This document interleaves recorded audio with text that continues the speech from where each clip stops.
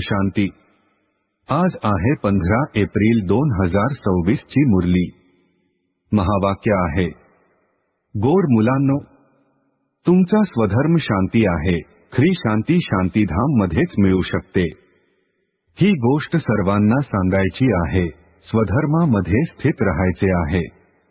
प्रश्न आहे, कोणते ज्ञान फक्त एका बाबांकडेच आहे जे आत्ताच तुम्ही शिकत आहात?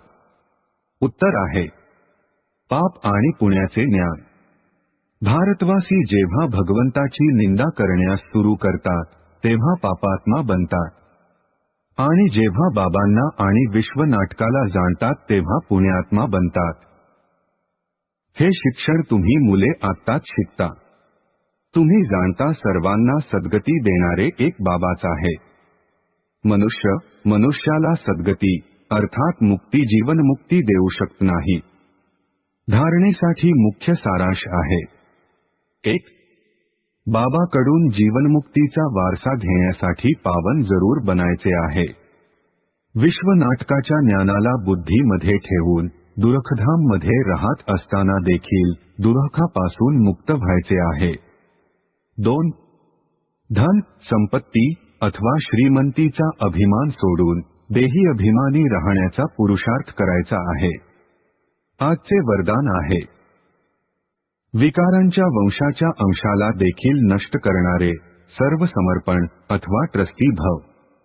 स्पष्टीकरण आहे, जी मुले वेळेवर उपयोगात येईल याकरिता जुन्या संस्कारांची प्रॉपर्टी बाजूला करून जपून ठेवतात, तर त्यांना माया कोणत्या ना कोणत्या रीतीने पकडतेच।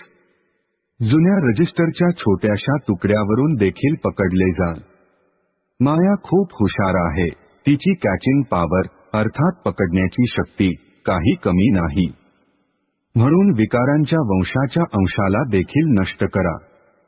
जरा सुद्धा कोणत्या कोप्यामध्ये जुन्या खजिन्याची खूण सुद्धा नसावी। याला म्हटले जाते सर्व समर्पण ट्रस्टी अथवा यज्ञाचे स्नेही सहयोगी। स्लोगन आहे, एखाद्यामध्ये एखादी विशेषता आहे म्हणून त्याच्या बाबतीत विशेष स्नेह वाटणे हा देखील लगाव आहे अर्थात आकर्षण आहे। ओम शांती।